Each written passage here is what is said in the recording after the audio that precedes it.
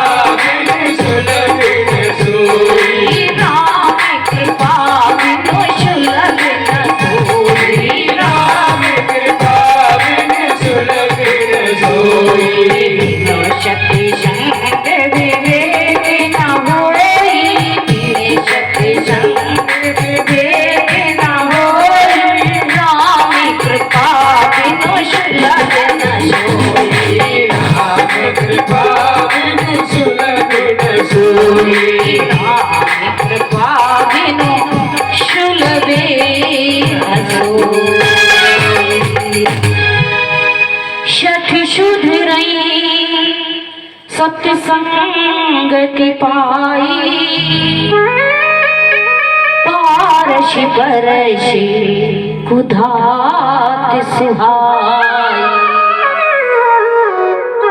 शतमाने मूर्ख जब सत्संग में आ जाए, जब प्रभु की शरण में आ जाए, भगवान की कथा में आ जाए, तो मेरे ठाकुर उस पर भी कृपा कर देते हैं। आज आत्मदेव के संतों की कृपा से गोकर्ण स्वयं गाय ने पुत्र को जन्म दिया। ब्राह्मण आए और ब्राह्मणों के द्वारा उस गाय के पुत्र का नाम रखा गया गोकर्ण। बोल गोकर्ण भगवान की, बोल गौ माता की जय जय श्री राधे। संतों की कृपा से गाय ने कभी बछड़े को जन्म नहीं दिया था, पर संत कृपा होगा। संत अपनी कृपा कहाँ दर्शाते ये नहीं पता, कब वो जीवन की बगिया फूल जाए, कभी ये संत कृपा हो जाए। आज गोकर्ण नाम रखा गया, और जैसे गोकर्ण नाम रखा गया, आत्मदेव ने ब्राह्मणों को खूब खूब दक्षिणा खुश होकर विदा कराया। ब्राह्मण देव आपकी कृपा से, संतों की कृपा से आज हमारे वंश में पुत्र हुआ है। और एक नहीं, राजा को तो दो की सूचना है। बड़ा बेटा है धुंधकारी। अब धुंधकारी में गुण कैसे आए? जैसे धुंधली के माँ के थे, तो धुंधकारी दुष्ट प्रवृत्ति का होगा, दुष्ट आचरण आ गया। और जब प्यारे दुष्ट आचरण आए तो चोरी करने लगे। माँ ने कभी डांटा ही नहीं। देखो, माँ ने अगर जीवन में संस्कार है, माँ में है, तो अपने बेटे को जरूर सिखाती। जब धुंधली ही संस्कारहीन थी तो अपने बेटे को क्या देती? इसलिए माताओं बहनों को हमेशा अपने संतान को वो आचरण दो जो उसके जीवन का मार्गदर्शन है, मार्ग बन। अब धुंधली चोरी भी, धुंधकारी चोरी भी करता है, मारता भी है, पीटता भी है। यहाँ आत्मदेव को सच्चा ज्ञान हो गया, हुआ है सच्चा ज्ञान। क्यों? जब सरित ने कहा था, राजन एक जन्म नहीं, आपके भाग में 7 जन्म तक संतान नहीं है, भगवान की भक्ति करो, कल्याण होगा। तो आत्मदेव ने हट की थी। संत ने कहा था, राजन जरूरी नहीं कि आपकी संतान गुणवान हो, दुष्ट भी हो सकती है। जरूरी नहीं आपकी संतान राम हो, वो रावण भी तो हो सकती है, कंसुरी तो हो सकती है। इसलिए भगवान की भक्ति करो, भजन करो, नाम हो जाएगा। पर राजन चाहते थे मेरे पुत्र से हो, इस बात को ध्यान रखना। अगर आप नाम चाहते हो तो आप कर्म करना सीखिए। कर्म प्रधान विश्व रचिरा। जिसने कर्म किया है उसका नाम हुआ है। मीरा का नाम हुआ। कैसे हुआ? क्योंकि मीरा ने कर्म किए, मीरा ने भक्ति की है। भक्त प्रहलाद का नाम हुआ, ध्रुव का नाम हुआ, संतानों से नहीं हुआ, ये कर्मों से चल रहा है। हमें भी अपने जीवन में ऐसे कर्म करने चाहिए जो हमारे द्वारा ही नाम हो जाए। तुम्हारे काम को देखकर दुनिया ये सोचे कि मैं करूं, तुम वो कर्म करो। वो कर्म कीजिए जो तुम्हारे नाम को सुनकर, तुम्हारे काम को सुनकर दुनिया करना चाहता है, वो कर्म कीजिए। आत्मदेव को सच्चा ज्ञान हुआ। संत ने सच में कहा था, जरूरी नहीं पुत्र मेरी संतान अच्छी हो, दुष्ट भी हो सकती है। अगर मैं भगवान की भक्ति करता तो मेरा जीवन व्यर्थ नहीं होता। आत्मदेव ने तो गृहस्थ जीवन त्याग दिया। अब वो धंधकारी धीरे धीरे उसने वैश्यावृत्ति करी, उसने वैश्याओं को पाल लिया। और जैसे उसने वैश्याओं को पाला, अब एक हो, दो हो, बुद्धि बिगड़ गई, इंद्रियां विचलित हो गई। क्योंकि इस गति पर आकर मनुष्य, इस अगर गति पर मनुष्य आ जाए तो उसकी बुद्धि भ्रष्ट हो जाए, बुद्धि नष्ट हो जाए।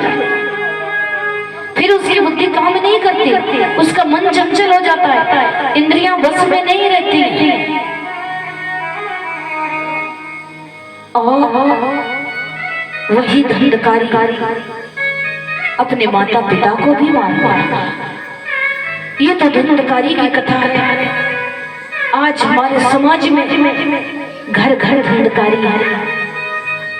घर घर अगर एक पिता की 4 संतानें हैं तो 4 संतानों में 3 अच्छी हैं, तो एक ऐसा जरूर होगा जो अपने माता पिता को हमेशा गलत शब्दों का प्रयोग, हमेशा गलत बोलना और गलत आचरणों पर चलना। तो अब यही पर सोचिए कि जिसके कुल में संतान नहीं है और एक संतान को पाने के लिए माता पिता कितने दर दर की ठोकर खाते हैं केवल संतान को पाने के लिए। मेरे वंश में पुत्र हो जाए, कभी मंदिर मस्जिद गुरुद्वारे कहाँ कहाँ नहीं जाते हैं केवल संतान को प्राप्त करने के लिए। मेरे वंश का नाम जग जाए, मेरा भांजपन का नाम समाप्त हो जाए। अगर भगवान की कृपा हो भी जाए, चलो घर में संतान हो भी गया, माता पिता की खुशियां पार होती है। उन्हें भी जीवन में ये है कि ये मेरे बुढ़ापे में कंधों का सहारा बनेगा, मेरे बुढ़ापे में मेरा सहारा बनेगा। लेकिन जब बेटा वही जवान हो जाता है, वही बेटा जवान होता है और शादी विवाह हो जाए तो वही माता पिता उसके लिए बोझ बन जाते हैं। आज हमारे समाज में यही तो कुरीतियां फैली हुई है कि हम अपने बच्चों को पालते हैं, पोसते हैं, बड़ा करते हैं कि ये मेरी सेवा करेंगे बुढ़ापे में। लेकिन शादी विवाह होने के बाद आचरण ही बदल गए।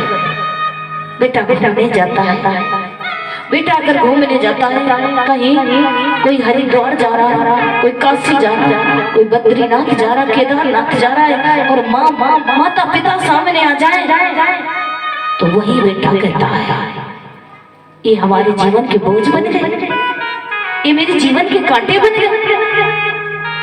और हम कहीं भी चलते हैं तो हमारे रास्ते में कांटे बनकर खड़े हो जाते हैं। अब बताइए, यदि तुम वृंदावन जा रहे हो, गोकुल धाम जा रहे हो, बरसाने जा रहे हो और अपने ही माता पिता को ठुकरा कर जा रहे हो, तो क्या उस तीर्थ का फल आपको मिल सकता है? आप बताइए, आप आपके माता पिता भूखे बैठे हैं, आपके घर में बुजुर्ग भूखे बैठे हैं, प्यासे बैठे हैं, उनको ठुकरा करके और तुम तीर्थ घूमने जाते हो, क्या वो तीर्थ तुम्हें फल दे सकते हैं? क्योंकि स्वयं भगवान ने कहा इस बात एक बार मेरी सेवा रह जाए और तुम अपने घर में अपने माता पिता की भी सेवा करते हो, संत सेवा ही करते हो, तो वो मेरी ही सेवा है, वो मेरी ही सेवा है। पर आजकल रिवाज बदल गई है। किसी ने लिखा है, किसी कवि ने बड़ा सुंदर दर्शाया है कि माँ बाप की इस कलयुग में जब हमारी संतानें बड़ी हो जाती हैं तो कहते हैं 4 संतानों को एक माँ पाल लेती है, 4 संतानों को एक माँ पाल लेती है। पर जब माँ बूढ़ी हो जाए तो 4 संतानों से एक माँ पाली नहीं जाती।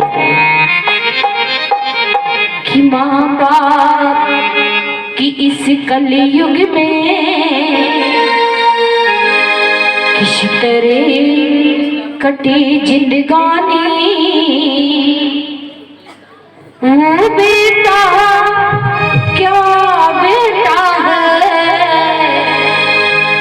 जिसने माँ की कदर ही न जानी। आज मुझे ज्ञात हो गया मैं बिना संतान का रहता तो अच्छा होता। अब मेरे कह हैं कि माँ बाप की इस कलयुग में किसी तरह कटे जिंदगानी, वो बेटा जिसने माँ की कदर न जानी। वो बेटा क्या बेटा है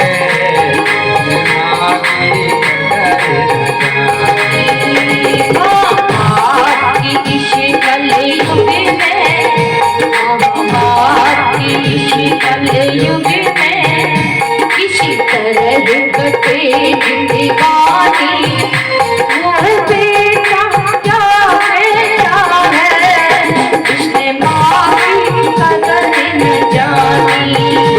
वो बेटा क्या बेटा है माँ की कदर न जानी।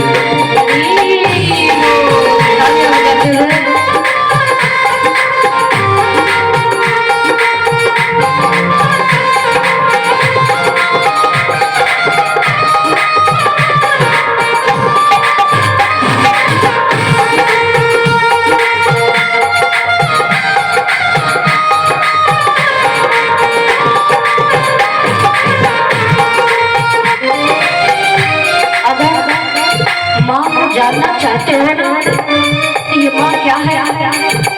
एक पुरुष भाई से कह देना अपने पेट में पत्थर बांध लो। 1 दिन 2 दिन वो 5 दिन भी बांध नहीं सकता है।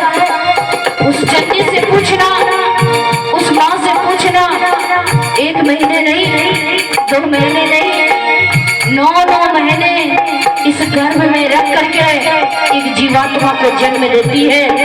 और कभी कभी तो ऐसा भी होता है कि जन्म देते हुए माँ की मृत्यु भी हो जाती है। माँ कोई ऐसा साधारण नाम है? माँ इस धरती से भूमि से भारी क्यों है?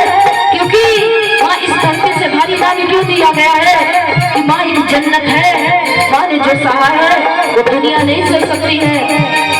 माँ जैसी तो बहुत मिलेगी पर माँ मिलना बड़ा संभव होता है। उससे पूछना जिसके जीवन में माँ नहीं है, जिनकी दुनिया ही उजड़ गई है, उनसे पूछना क्यों? 9 मास गर्भ में 9 मास गर्भ में मुश्किल से तुझको पाला, तू क्या जाने अभिमानी माने कितना सहा कशाला, तू क्या जाने अभिमानी सहा कशाला, तू बैठा तेरा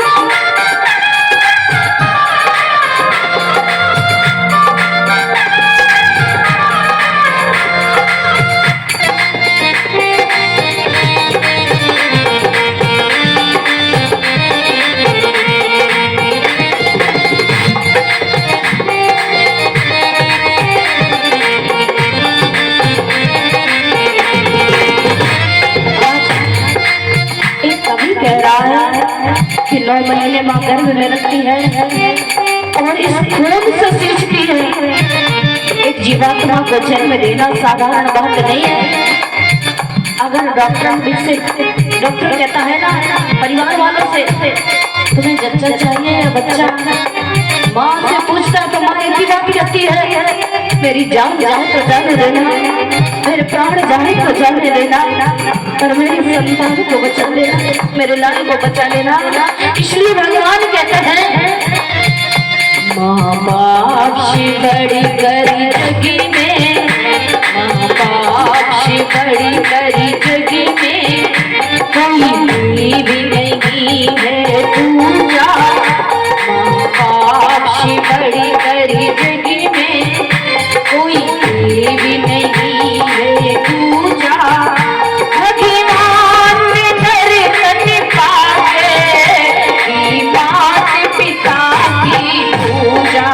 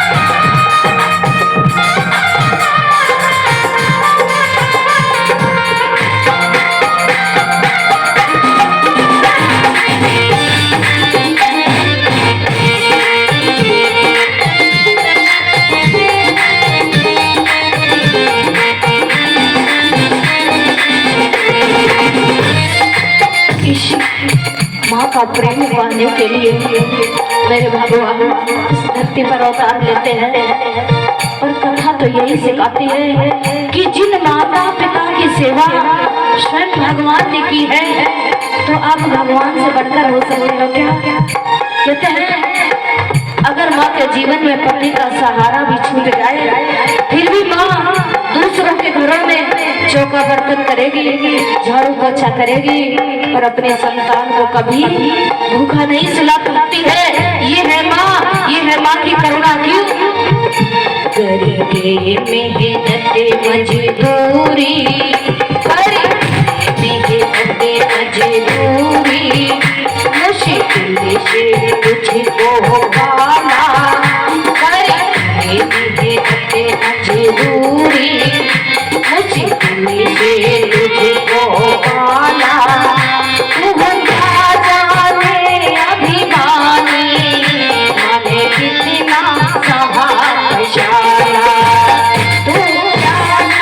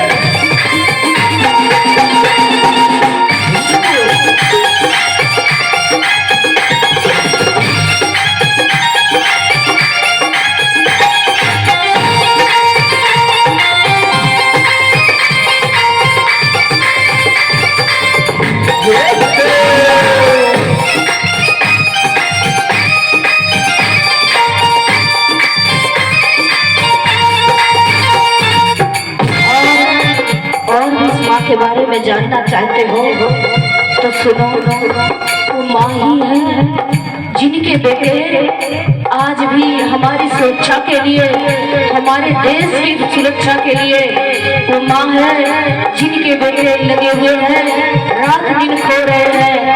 अगर कहते हैं बेटे का फोन आता है और फोन पास पत्नी पकड़ लेती है तो पत्नी फरमाइश करती है, देखो बहुत दिन हो गए जब आधा ना तो मुझे सुंदर सी साड़ी ले आना। भैया ने सुना तो भैया भी कहेगा भैया बहुत दिन हो गए जब आना तो मेरे लिए सुंदर गिफ्ट लाना। बहन होगी तो बहन कहेगी भैया मुझे भी तोहफा चाहिए। अगर ये खबर माँ सुनती है तो माँ बस एक ही शब्द कहती है, मेरे लाल तेरे भी तो मैं भी के रंग भी अधूरे हैं।